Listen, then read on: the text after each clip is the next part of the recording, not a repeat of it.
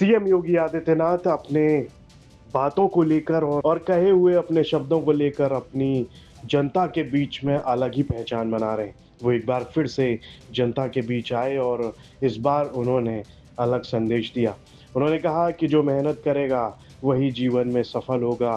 साथ ही उस पर माँ सरस्वती की अलग ही कृपा होगी। मेहनत करने वाले इंसान पर ही माँ सरस्वती का हाथ होता है।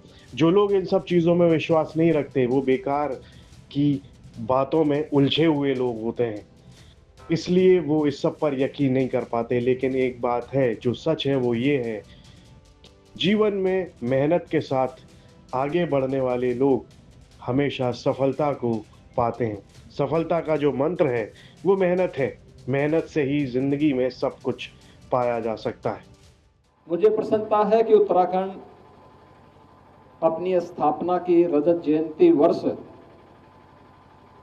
को संपन्न करने के साथ ही अब विकास की एक नई ऊंचाइयों को प्राप्त कर रहा है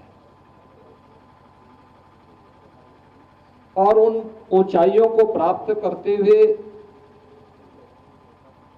महत्वपूर्ण विकास केवल एक तरफा नहीं है। अपनी सभ्यता और संस्कृति को बचाए रखते हुए अपने उच्च आध्यात्मिक मूल्यों और सांस्कृतिक मूल्यों का संरक्षण करते हुए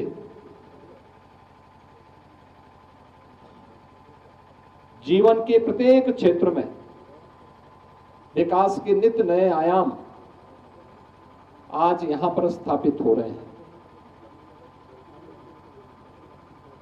हम सबको इस बारे में ध्यान रखना होगा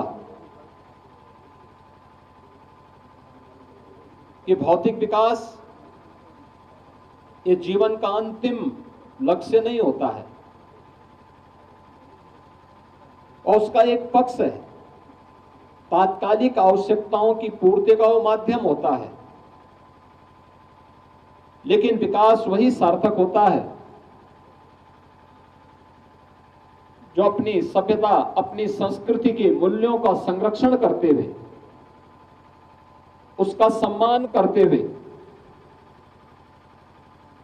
हमें नित्य नए सोपान की ओर आगे बढ़ने के लिए प्रेरित कर सके। उस नित्य नए सोपान को अग्रसर करने के लिए हमारे शिक्षा के केंद्रों को अपने आप को तैयार करना होगा। यानी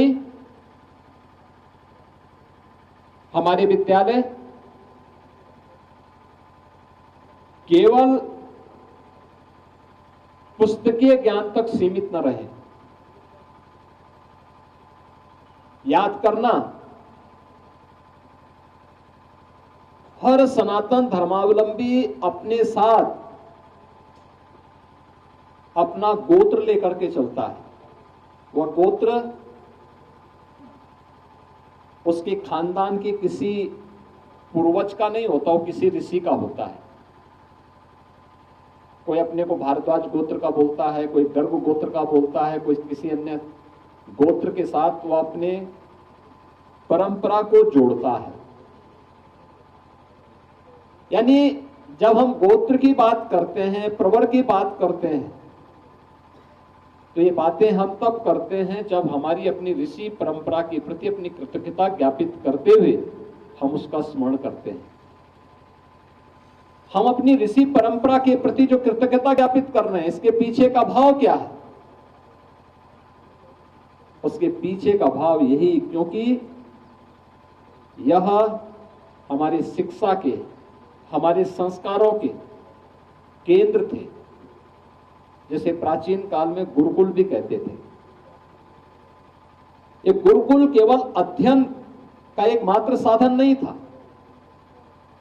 ये गुरुकुल शिक्षा भी केंद्र थे, शिल्प के भी थे, कृषि के भी थे, आयुर्वेद के भी थे। जीवन में पारंगत बनाने के वे केंद्र बिंदु थे, जहां से निकला हुआ पढ़ा हुआ छात्र कहीं भी अपने आप को जीवन संग्राम में असहाय नहीं पाता था। उसके लिए कोई कार्य छोटा नहीं था, उसके लिए कोई कार्य कठिन भी नहीं था। और जब भी किसी व्यक्ति के लिए कोई कार्य न छोटा होता है न चुनौतीपूर्ण होता है, तो उसको सफल होने में दुनिया की कोई ताकत रोक नहीं सकती है। सीएम योगी आदित्यनाथ की कही हुई हर एक बात लगातार चर्चाओं में रहती है। हाल के दिनों में उन्होंने कहा भी था कि उत्तर प्रदेश में नौकरियों की बारिश हो रही है। साथ ही वो ये भी कहते हुए देखे गए थे कि उत्तर प्रदेश अब उत्तम प्रदेश तो बन ही चुका है, साथ ही अब ये उत्सव प्रदेश भी बन चुका है। इस सब पर आपकी क्या राय है? कमेंट बॉक्स में लिखकर हमें जरूर बताएं और यूपी से जुड़ी तमाम खबरें देखने के लिए आप देखते रहिए यूपी तक।